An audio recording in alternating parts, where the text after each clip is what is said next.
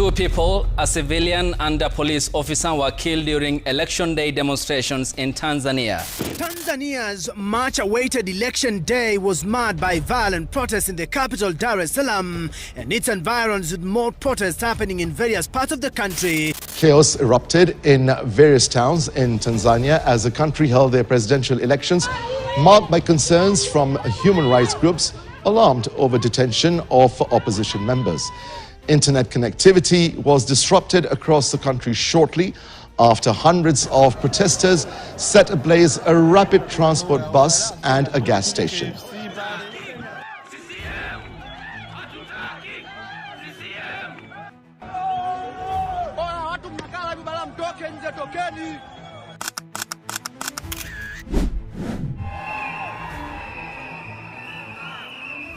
Just when Africa thought the fire had calmed, it has reignited, this time in Tanzania. Dar es Salaam's international airport is now under siege.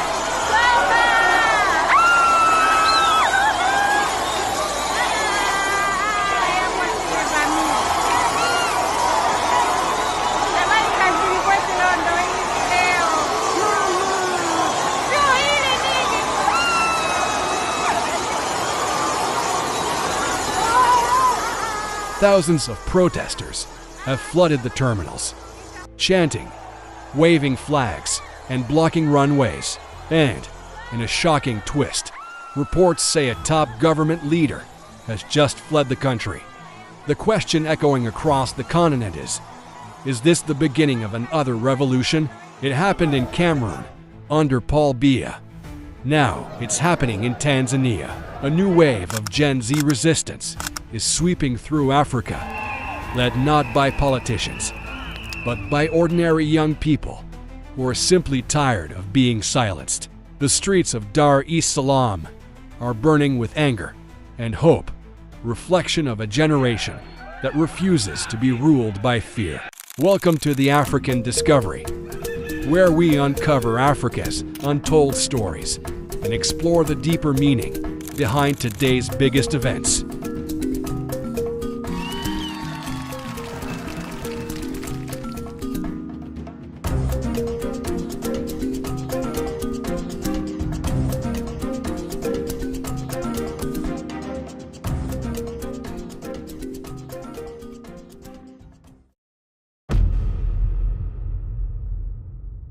Several people were injured in the confrontations after groups of protesters gathered along major highways to demand electoral reforms and oppose the ongoing polls that locked out key opposition figures Tundu Lissu of Chadema, who is detained, and Luhaga Mpina of the Wazalendo Party. Amnesty International cited reports that a member of the public and a police officer were killed during election day protests across Tanzania, saying such reports are deeply disturbing. Amnesty International going on to add that the risk of further escalation is high and urging the police to exercise restraint and refrain from using unnecessary and excessive force against protesters. The government has declared a curfew, but on the streets, no one is listening. Amid the chaos, rumors swirl of an unidentified top leader fleeing the country aboard a private jet. Officials have not confirmed the name, but the silence from the government only fuels the speculation.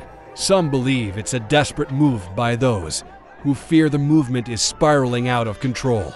Others see it as a sign that power is slipping. That fear has changed sides.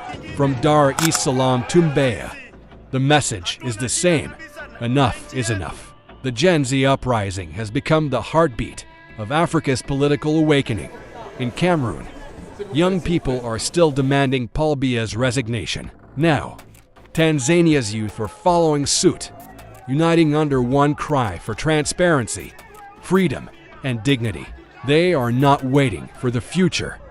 They are seizing it. Despite internet shutdowns, threats, and arrests, they are documenting everything, live streaming history as it happens. And, for the first time in decades, those in power are realizing that fear no longer works. As the world watches, Tanzania stands at a crossroads between democracy and dictatorship, between silence and a new beginning. If history has taught us anything, it's that no regime can outlast the will of the people forever. The only question now is, how far will this go? You've been watching the African Discovery, uncovering Africa's untold stories. To watch the Gen Z uprising in Cameroon against Paul Biya's re-election, click the video on your screen now.